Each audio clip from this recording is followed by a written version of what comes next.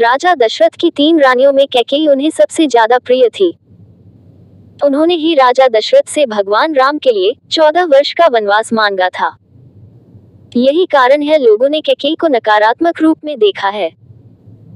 लेकिन कैकेयी द्वारा राजा दशरथ से भगवान राम के वनवास का वरदान मांगने के पीछे कारण क्या था?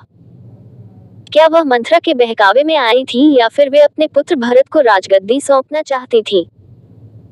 एक बार देवों और असुरों के संग्राम में देवराज इंद्र ने राजा दशरथ से मदद मांगी थी। उस वक्त राजा दशरथ के साथ रानी कैकेयी भी उनकी सारथी बनकर गई थी। युद्ध भूमि में रानी कैकेयी ने राजा दशरथ की प्राणों की रक्षा की थी, जिससे खुश होकर राजा दशरथ ने कैकेयी से 2 वरदान मांगने को कहा था, लेकिन कैकेयी ने कहा कि वह समय आने पर वरदान मांगेगी। आगे चलकर कैकेयी ने अपने दोनों वरदान दशरथ से मांगे, जिनमें एक श्री राम के वनवास से जुड़ा था और दूसरा कि उनके पुत्र भरत को गद्दी पर बिठाने से। लेकिन ऐसे वरदान कैकेयी न मांगे क्यों? दरअसल राजा दशरथ की रानी कैकेयी राजा अश्वपति की बेटी थी। राजा अश्वपति के राजपुरोहित श्रवण कुमार के पिता रत्नऋषि थे।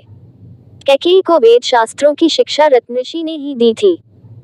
उन्होंने कैकेयी को बताया था कि राजा दशरथ की कोई संतान राजगद्दी पर नहीं बैठ पाएगी। इसके साथ ही ज्योतिष गणना के आधार पर उन्होंने ये भी बताया था कि दशरथ की मृत्यु के बाद यदि 14 वर्ष के दौरान कोई संतान गद्दी पर बैठी भी तो रघुवंश का नाश हो जाएगा। श्रवण कुमार की मृत्यु राजा दशरथ के हाथों बाण लगने से हुई थी, जिसके बाद श्रवण कुमार के माता पिता ने राजा दशरथ को श्राप दिया था कि जिस तरह से वे पुत्र के वियोग में मर रहे हैं, उसी तरह राजा दशरथ की मृत्यु भी पुत्र वियोग में होगी। कैकेयी को इसके बारे में पता था। राम दशरथ के सबसे बड़े बेटे थे। राजा दशरथ की मृत्यु पुत्र वियोग में होने का मतलब था कि राम की मृत्यु। कैकेयी राम से बहुत प्रेम करती थी और उन्हें खोना नहीं चाहती थी, इसलिए उन्होंने राम के लिए 14 वर्षों का वनवास मांग लिया। कैकेयी यह भी नहीं चाहती थी कि राम रघुवंश के नाश का कारण बने और उन्होंने यह वरदान मांगा कि भरत को राज्य दिया जाए। प्रभु श्री राम ने कभी माता कैकेयी को गलत नहीं कहा, साथ ही जब भरत ने अपनी माता को कटु वचन कहे तो प्रभु श्री राम ने उन्हें रोका भी।